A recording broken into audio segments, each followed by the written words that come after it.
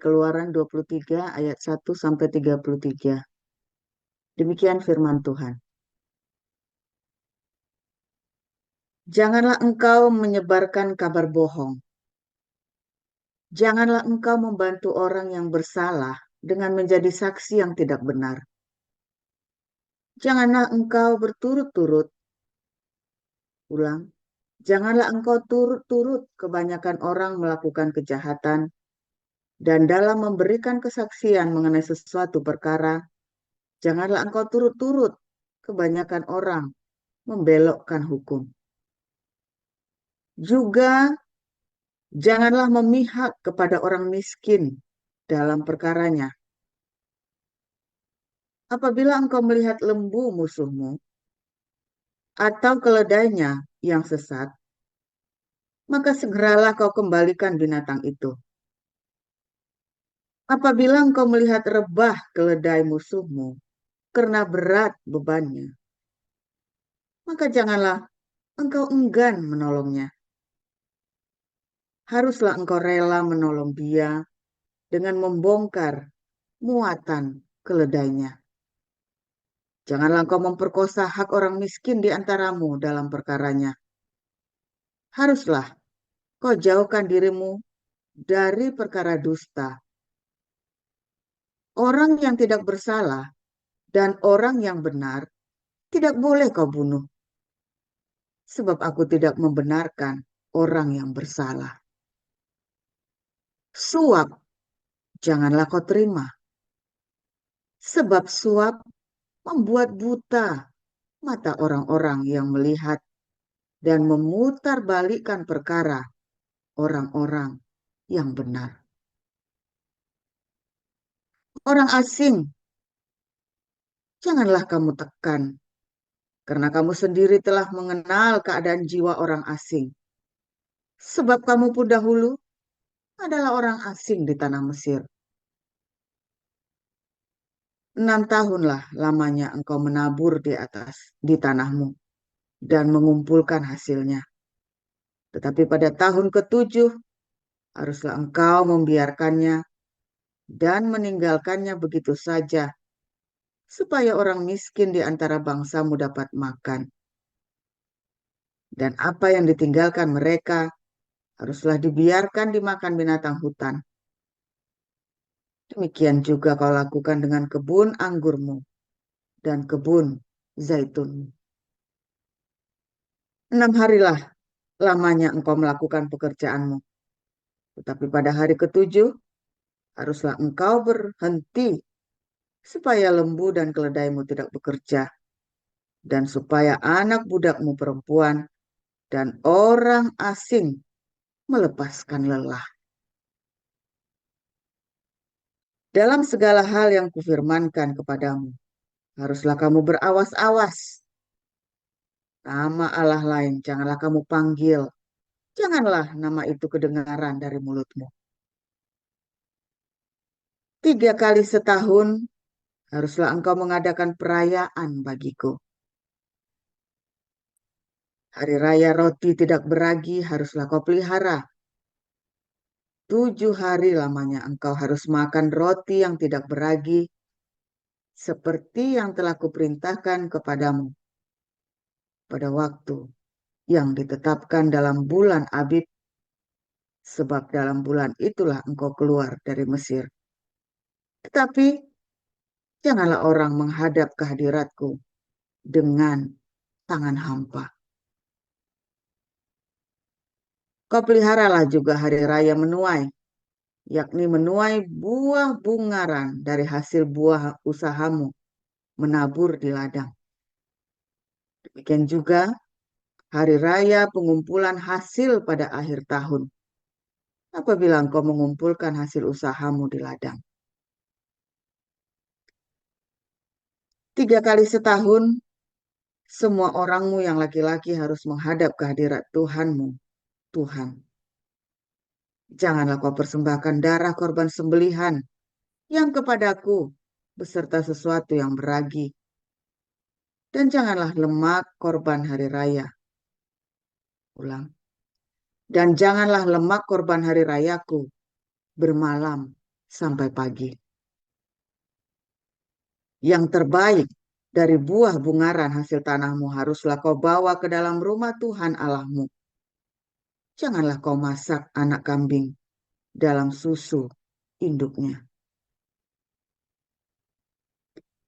Sesungguhnya aku mengutus seorang malaikat berjalan di depanmu untuk melindungi engkau di jalan dan untuk membawa engkau ke tempat yang telah kusediakan. Jagalah dirimu di hadapannya dan dengarkanlah perkataannya. Janganlah engkau mendurhaka kepadanya, sebab pelanggaranmu tidak akan diampuninya, sebab namaku ada di dalam dia. Tetapi jika engkau sungguh-sungguh mendengarkan perkataannya dan melakukan segala yang kufirmankan, maka aku akan memusuhi musuhmu dan melawan lawanmu. Sebab malaikatku akan berjalan di depanmu dan membawa engkau kepada orang Amori, orang Het, orang Feris, orang Kanaan, orang Hewi, dan orang Yebus, dan aku akan melenyapkan mereka. Janganlah engkau sujud menyembah kepada Allah mereka atau beribadah kepadanya, dan janganlah engkau meniru perbuatan mereka. Tetapi haruslah engkau memusnahkan sama sekali patung-patung berhala buatan mereka. Dan tugu-tugu berhala mereka haruslah kau remukkan sama sekali. Tetapi kamu harus beribadah kepada Tuhan Allahmu. Maka ia akan memberkati roti makananmu dan air minumanmu. Dan aku akan menjauhkan penyakit dari tengah-tengahmu. Tidak akan ada di negerimu perempuan yang keguguran atau mandul. Aku akan menggenapkan tahun umurmu. Kengerian terhadap aku akan kukirimkan mendahului engkau. Aku akan mengacaukan semua orang yang kau datangi. Dan aku akan membuat semua musuhmu lari membelakangi engkau. Lagi, aku akan melepaskan tabuhan mendahului engkau. Sehingga binatang-binatang itu menghalau orang Hewi, orang Kanaan, dan orang Het itu dari depanmu. Aku tidak akan mendahului mereka dari depanmu dalam 1 tahun, supaya negeri itu jangan menjadi sepi, dan segala binatang hutan jangan bertambah banyak melebihi engkau. Sedikit demi sedikit, aku akan menghalau mereka dari depanmu, sampai engkau beranak cucu sedemikian, hingga engkau dapat memiliki negeri itu.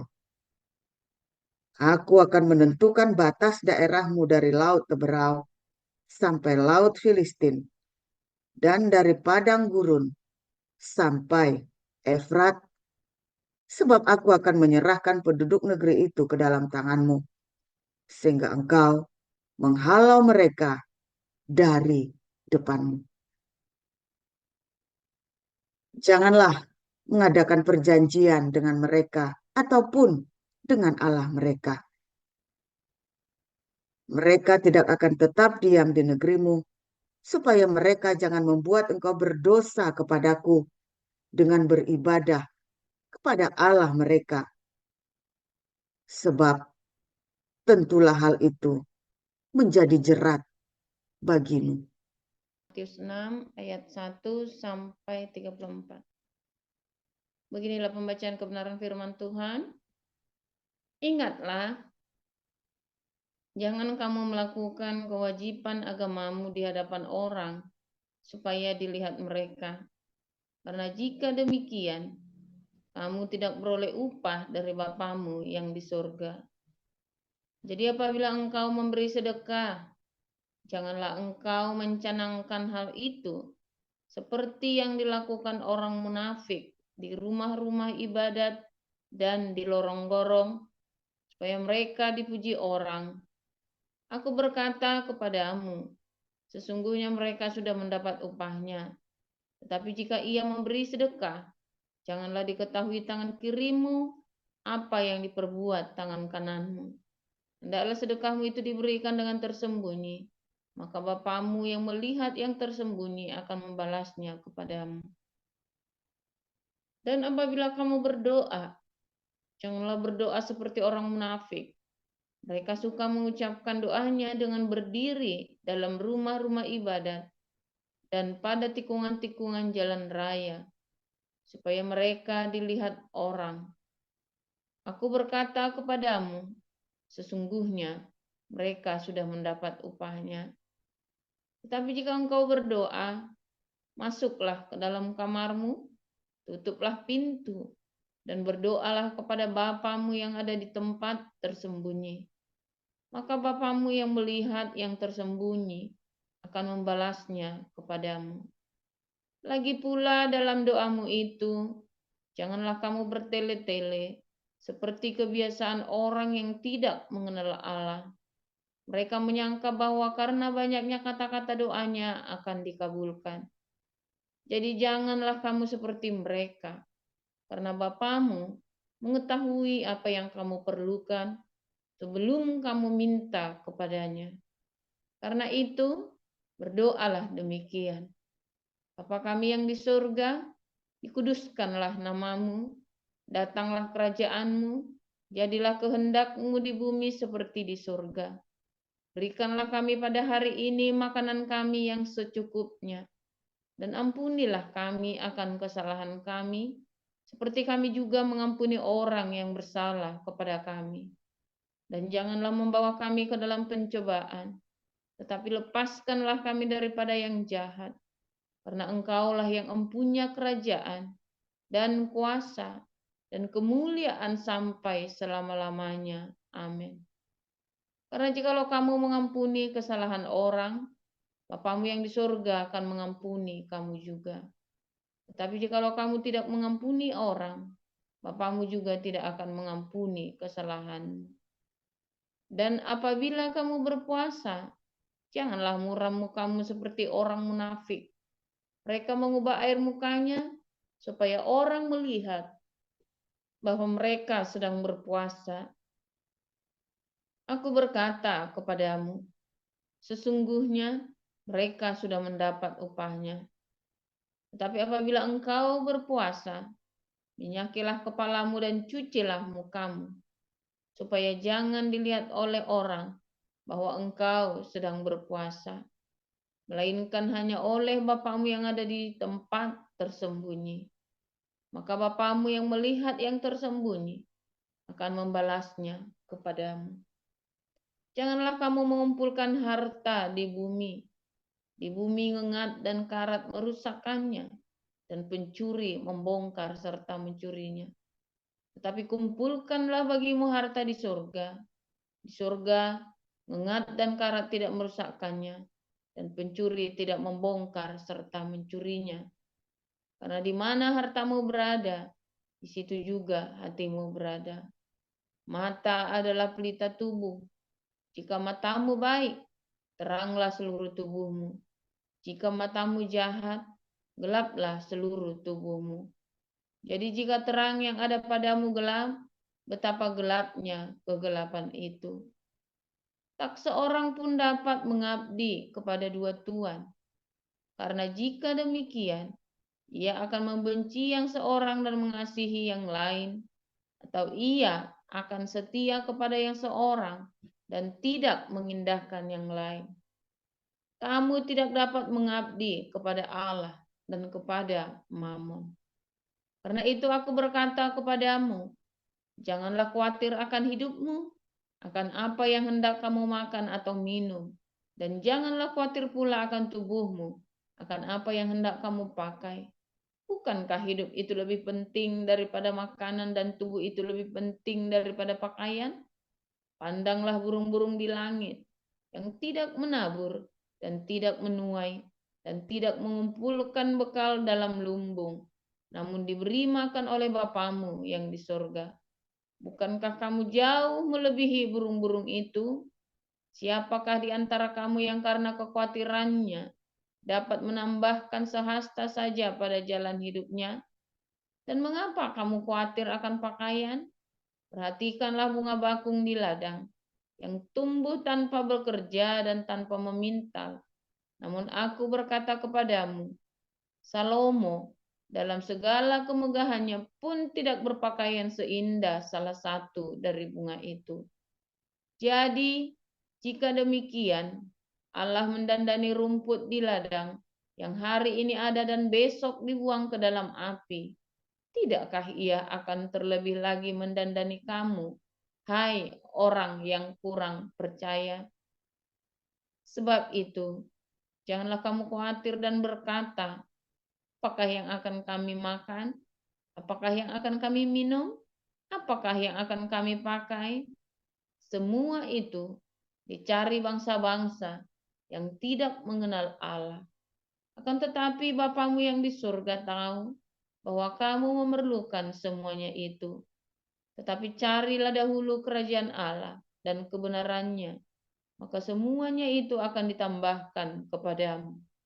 Sebab itu, janganlah kamu khawatir akan hari besok, karena hari besok mempunyai kesusahannya sendiri.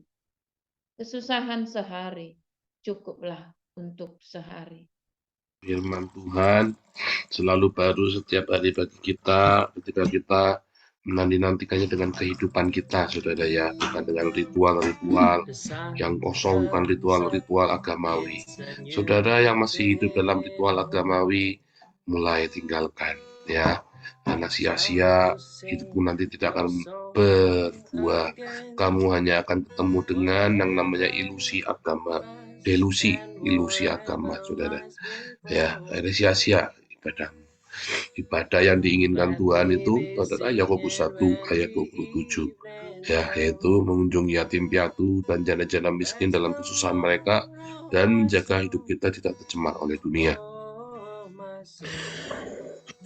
Sangat simpel, sangat jelas, sangat lugas, tetapi karena simpelnya orang meremehkan, saudara ya. Dia pikir ibadah harus begini, harus begitu, dengan betapa ribet susahnya hidupnya, dia melupakan ibadah yang sejati, kasih karunia itu, saudara ya. Ada orang-orang yang merasa hidupnya lebih baik dari orang lain, saudara ya. Merasa lebih suci, merasa lebih benar, ya. Hati-hati, saudara ya. Anda yang hidupnya merasa lebih baik, lebih suci, lebih mulia dari orang lain, jangan-jangan Anda adalah orang-orang yang justru menyimpan banyak sekali kemarahan dalam hidupmu, saudara. Hati-hati, saudara ya. Anda yang tiba-tiba merasa lebih suci, lebih baik dari orang lain, mungkin dalam hidupmu ada kemarahan, loh, saudara. Ya, yang kita tidak tahu. Ya. Tetapi ada orang-orang yang hidupnya penuh dengan kasih karunia, saudara. Oh, orang yang penuh dengan kasih karunia tidak sembarangan, saudara. Anda pikir orang penuh kasih karunia bodoh, ya? Banyak orang pikir saya penuh kasih karunia, lalu saya mau dibodoh-bodohin, saudara. Orang yang penuh kasih karunia itu sangat berhikmat, loh, saudara ya. Dia kasih kesempatan sama orang, tapi dia tidak akan memberikan dirinya dipermainkan. Dia tahu batasnya di mana. Dan banyak orang yang tidak ngerti kalau orang yang tidak hidup dengan kasih karunia tidak mengenal tipe-tipe orang begini, saudara. Ya, orang-orang yang hidupnya dengan dalam kemarahan, ya, atau di dalam ritual agama, ya, di dalam batas-batas agama hitam dan putih, karena dia tidak akan mengenal tipe orang yang penuh kasih karunia ini, saudara. Dia kalau melihat orang yang penuh kasih karunia ini, dia jengkel, saudara. Ini orang kok asal-asalan, ini orang kok gampang dipermainkan. Oh enggak, saudara. Kita selama kita punya yayasan, kita tidak bisa ditipu, saudara. Tidak bisa ditipu, ya. Bahkan beberapa orang bersekongkol mencoba tipu kita, selalu ketahuan, saudara. Mau mencoba ngakali kita, selalu ketahuan. Ya, entah ya, bukan karena sakti, bukan. Karena orang yang punya kasih karunia itu bukan orang yang mudah belas kasihan, bukan orang muda yang jatuh kasihan, saudara. Ya, kenapa? Karena dia juga mendapat kasih karunia dulu hidupnya seperti saya. Saya hidupnya mendapat kasih karunia, saudara. Sehingga saya kalau memberi kasih karunia, saya tahu orang itu tidak layak, saudara. Saya tahu orang itu jahat, saudara. Ya, banyak orang berpikir saya naif, saya tidak tahu orang yang saya kasih kesempatan itu adalah penjahat. Saya tahu persis, dan saya ngomong dengan jelas. Saya tahu. Tapi orang-orang tetap pada nggak tahu ya. Pada nggak dengar mungkin itu kupingnya ya. Saya tahu, saya sudah ngomong. Saya tahu. Bapak nggak tahu ya orang ini begini-begini. Aduh, saya sudah bolak-balik bilang dari awal. Saya tahu dia penjahat. Tapi apakah dia lebih jahat dari saya? Artinya apa, saudara? Apa dia bisa ngakali saya, saudara? Ya, kalau kita kasih kelonggaran, bukan berarti saya goblok, saudara. Karena banyak orang yang diberi kasih karunia, dia hidupnya bisa bertobat, saudara, kayak saya. Dan kalau dia bertobat, dia sungguh-sungguh bertobat. Tetapi ada orang yang diberi kasih karunia, yang diberikan kesempatan kasih karunia, dia tidak bertobat, malah lunjak. Dia pikir yang kasih karunia goblok, gue bisa ngacak-ngacak di sini nih. Siapa di sini yang berpikiran seperti itu? Hati-hati loh. Kamu keluar dari sini bisa sakitnya sakit banget, saudara. Bukan kita nyakitin kamu, kamunya yang merasa, ya kan, malu. Kamu pikir bisa ngacak-ngacak komunitas kita, saudara? Ya sudah sembarangan. Enggak, saudara. Saya tahu, saudara. Saya 2 kali masuk penjara sudah cukup untuk membuktikan betapa penjahatnya saya, saudara ya. Dan saya bukan orang bodoh.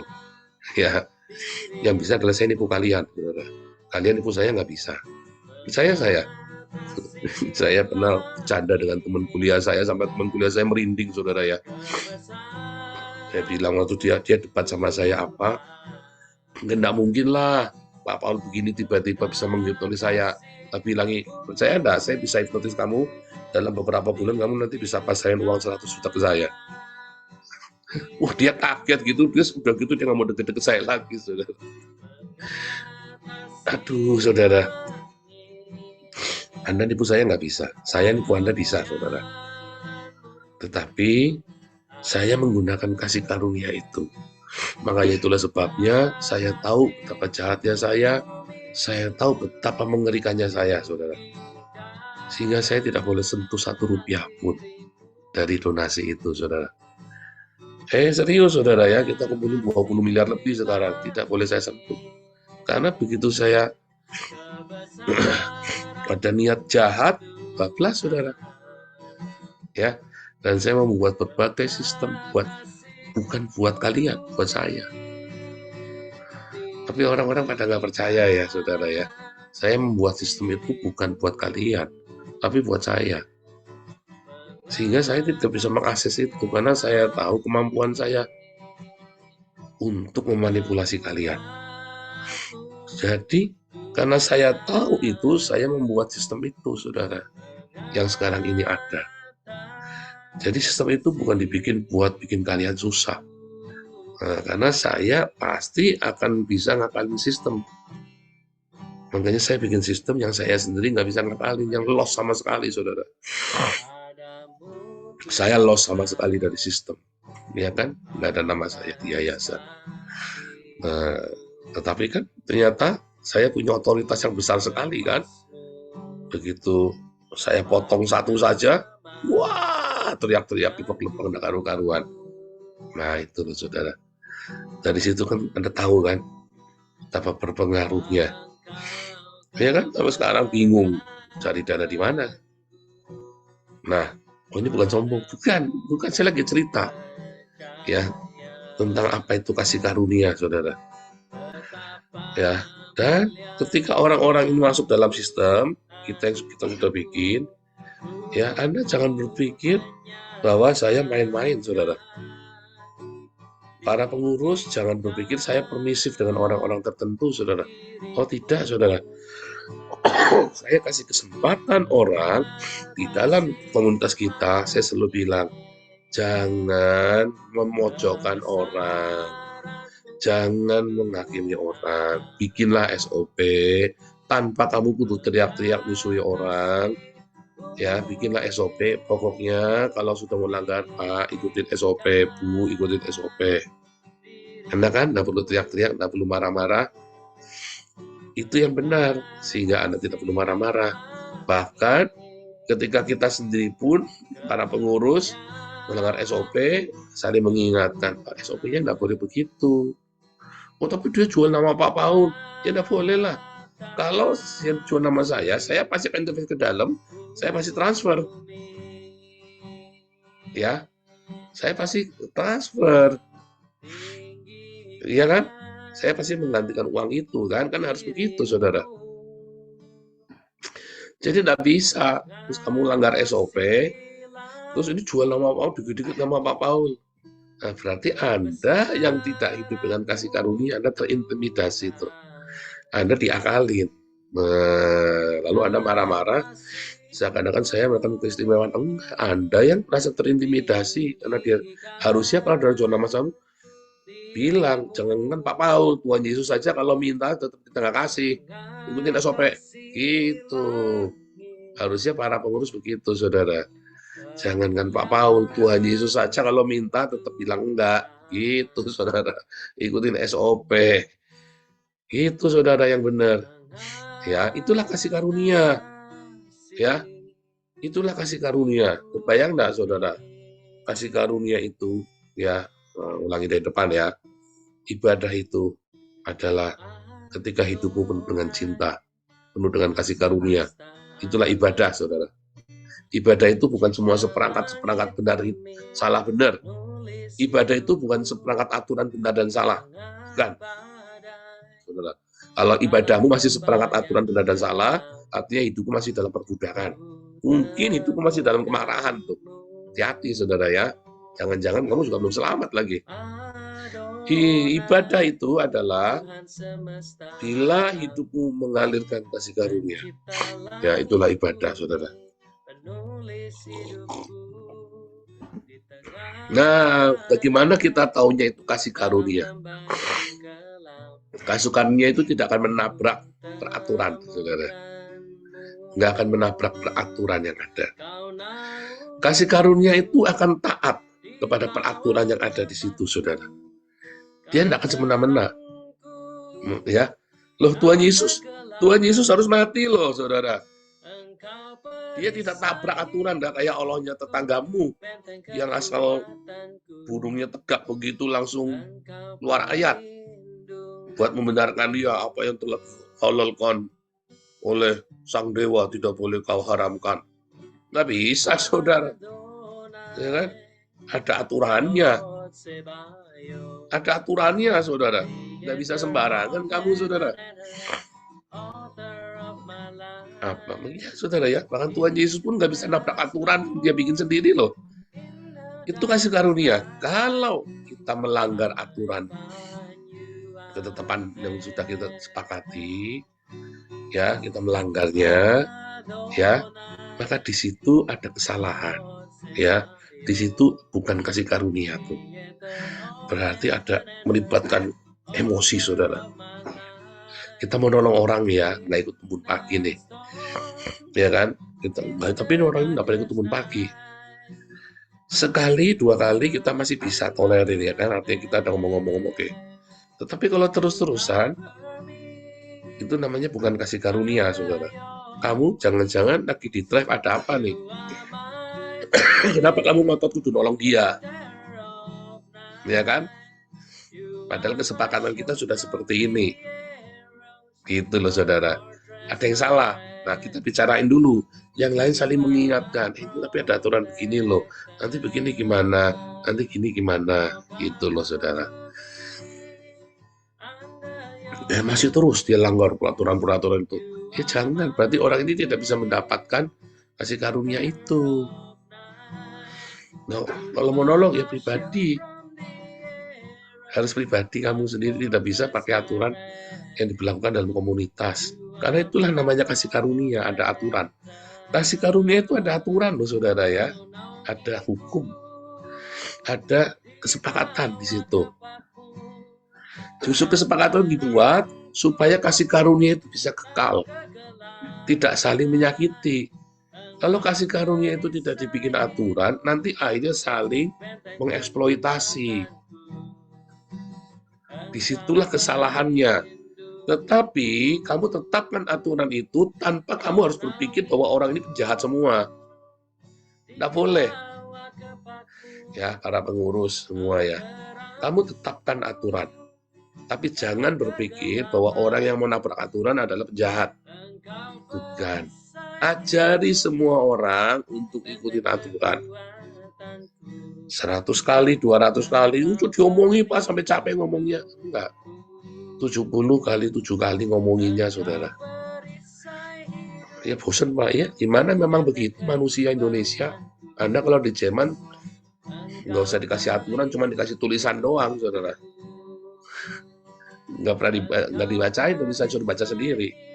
Saya dulu masuk Jerman, cuma dikasih buku, ini aturannya.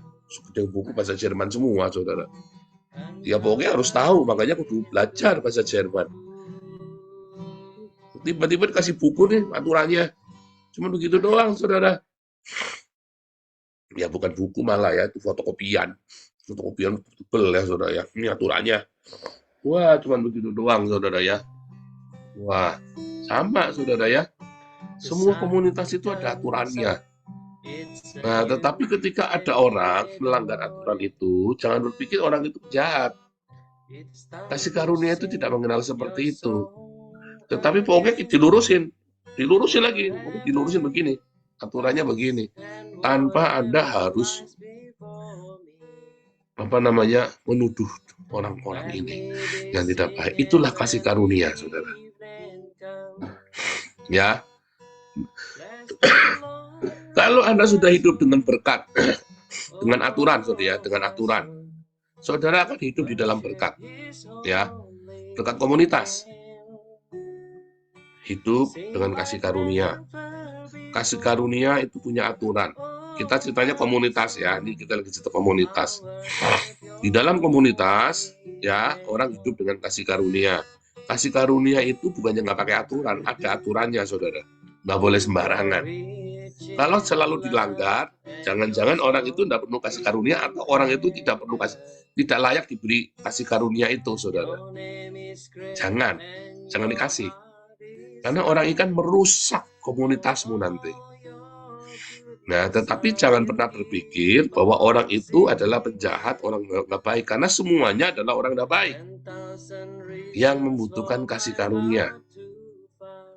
Ketika orang ini sudah diberi kasih karunia, kita sudah berjalan dalam kasih karunia, dan kita sudah ikutin semua aturan-aturan di dalam komunitas, maka komunitas kita akan diberkati, saudara. Dan syarat yang namanya berkat adalah rasa cukup. Rasa cukup. Kalau Anda tidak merasa cukup, maka tidak akan ada berkat di sana. Kunci dari berkat adalah rasa cukup. Asal ada makanan dan pakaian, cukuplah. Simpel ya. Asal ada makanan pakaian cukuplah. Itulah sebabnya saya ajarin kepada Anda, saya demonstrasikan kepada Anda bagaimana mempersembahkan. Bahkan ketika orang sudah kasih donasi banyak buat saya melalui saweran-saweran, melalui kolektor-kolektor itu, saya bilang 30% saya bagi. Supaya Anda melihat, saya pun hidup dengan kasih karunia. Begitu, saudara ya. Supaya Anda pun melihat, saya pun hidup dengan kasih karunia. Bukan hidup buat diri sendiri, tetapi buat kita bersama. Itu bukan sesuatu yang perlu dipamerkan, tetapi sesuatu yang harus diajarkan. Karena saya sebagai pengajar, saya sebagai gembala, maka saya harus mengajarkannya kepada Anda dan bagaimana melakukannya. Dan saya harus memberikan contoh di depan mata Anda.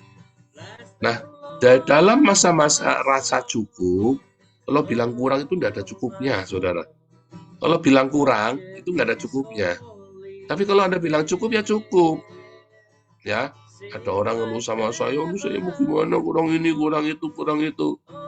Saya nggak ngerti cara berpikirnya orang ini, apa yang salah, ya, sehingga dia bilang kurang ini, kurang itu. Kamu dapat sembako, sudah dikirim. Kamu dapat pulsa, sudah dikirim. ya kan? Bahkan kalau kamu butuh uang kontrakan pun, bila kita survei memang kamu benar-benar lagi mepet, kita bisa berikan. Tetapi yang heran, kenapa kamu tidak mau bekerja, tidak mau berupaya sesuatu supaya kamu bisa dapat uang tambahan buatmu sendiri? Nah, itu pertanyaan saya. Ya, ada banyak sekali pekerjaan yang terbuka, tapi ya entah mengapa kamu lebih memilih untuk banyak alasan, karena saya harus merawat ini, saya harus merawat kucing saya harus merawat babi saya harus merawat kebunnya saya. Nah, kan kebunnya bisa dijual, babinya bisa, kucingnya bisa dijual. Ya pokoknya begini, pokoknya ada alasan saja saudara ya, untuk menghindar dari pekerjaan. Nah, itu berarti kamu memang tidak layak mendapat lebih. Ya, berarti Anda tidak layak mendapat lebih, saudara. Berarti rezekimu hanya segitu, ya sudah, kasih karuniamu hanya segitu. Ketika kamu merasa kurang, ya kamu harus bekerja. Walaupun sebetulnya dengan sembako itu kamu cukup, tetapi kamu tidak akan bisa apa-apa. Memang kita tahu, memang kita tidak mau kasih kamu apa, kita nggak mau manjain. Kalau cuma sekedar kasih makan, masih nggak apa-apa. Tapi begitu kamu benar-benar sudah merasa nggak mau ini, nggak mau itu, akhirnya utang-utang. Saya paling nggak suka orang utang-utang, saudara ya. Kalau bilang itu saya tak utang, terus saya bilang kamu tuh sombong kali sih, sok-sokan mau utang. Ya, karena di suatu ketika kamu nggak bisa membayar, jiret-jiret, mampus kamu, ya kan? Sampai akhirnya kamu nggak punya harga diri lagi. Sekarang kamu enak ya, utang gampang ya, cuma tinggal ngisi formulir. Nanti kalau kamu ada kena masalah, habis kamu. Barangan utang sana, utang sini, mumpung gampang pak utang pak enak. Mumpung gampang utang enak. Salah kan mentalnya itu loh saudara ya, sombong. Itu mental yang jahat loh saudara ya, mumpung bisa utang. Kalau ya mumpung bisa utang, dimentokin utangnya, cangkul, cangkul, cangkul yang dalam, kita utang lagi lebih dalam lagi. Kan begitu kan saudara kan? Anda kok bisa ndak utang, kenapa mesti cari utangan sih? Nah, kalau kurang, nggak mungkin kurang, kamu kurang puasa berarti. Bukan kurang utangan, kamu kurang puasa. Makanya heran, nggak heran, kamu penyakitnya aneh-aneh. Karena mikirnya apa? Susah dikit utang. Bukannya susah dikit kerja, susah dikit utang. Bukannya susah terus kamu puasa, susah utang. Harusnya kan susah puasa kan? Kamu sehat badanmu. Bisa bekerja, kalau lagi kerja berat, kamu kan tidak bisa puasa. Ya kamu berdoa sambil bekerja, maka kamu akan cukup. Tetapi ketika kamu sambil nggak ada kerjaan, kamu malah utangan, utang gampang, utang lagi, kamu sambil makan enak. Makanya penyakitan, utangnya banyak, tambah depresi, penyakitan tambah sih aneh-aneh, saudara. Ya begitu. Penyakit orang malas itu begitu, saudara. Penyakit orang malas. Ya, orang miskin yang malas. Beneran, saudara ya. Kami sudah melewati masa-masa, semua masa-masa itu kita ngelewatin. Jadi bagaimana dong? Jangan pernah terlintas kata hutang di pikiranmu. Hiduplah dengan berkat Tuhan. Hiduplah dengan rasa cukup. Hiduplah, begitu kurang, memang kurang gimana Pak? Ya kerja. Tambahi jam kerjanya. Suami istri kerja. Bukannya malah cari utangan. Paling gampang itu cari utangan, saudara. Bener nggak? Paling benar, ya kerja, jangan sakit. Terus sakit gimana? Kamu sakit karena kamu tidak bekerja. Kebanyakan orang sakit itu karena kurang kerja, saudara. Serius. Begitu kamu kerja, orang yang rajin kerja malah jarang sakit. Ya, saudara ya. Orang yang rajin kerja tuh sakitnya sakit demam, sakit pilek, batuk. Wah, itu namanya sakit. Orang kerja itu begitu. Istirahat 3 hari sembuh. Istirahat seminggu sembuh. Tapi orang penyakit yang aneh-aneh ini penyakit orang nggak kerja, soalnya nggak kerja tapi kepenginannya banyak, utangnya banyak, ya kan? Penyakit diabetes, penyakit jantung, depresi, penyakit kapal makan ginjal, penyakit yang kamu kebanyakan pikiran karena kamu kepenginannya banyak tapi utangnya banyak. kepenginannya banyak materinya, tapi utangnya banyak. Pengen gaya-gayanya banyak, utangnya banyak. Kamu lihat sana, lihat sini, iri sana, lihat sini, jengkel, sirik. Pergi, makanya singkir dari pergaulanmu. Ya, saya mah nggak mau deket-deket orang kenal. Kalau saya lagi merintis, saya nggak mau deket-deket orang yang kenal. Kenapa? Emosi. Wah, orang itu udah beli mobil, orang itu udah begini, orang itu udah begini. Emosi, saudara. Ya saya gini saja, nggak punya apa-apa, nggak apa-apa. Tetangga beli mobil baru, tetangga beli TV baru, tetangga beli, ya nggak apa-apa, nggak usah, nggak pusing. Itu beli sepeda motor baru, nggak pusing, saudara. Ya kan, kalau kita mau motornya butut, ya nggak apa-apa. Dulu saya mati, orang sampai menghina ya, saudara. Saya ingat ada istri pendeta menghina kita. Kita datang dengan motor butut. Ya, sampai dia itu pemikiran sama kita hina sekali ya. Dalam hati saya, tapi saya langsung tahu ini orang ini memang dasar perempuan tidak benar, hamba Tuhan tapi perempuan tidak benar. Terjadi beneran yang saya ngomong itu bukti beneran, saudara ya.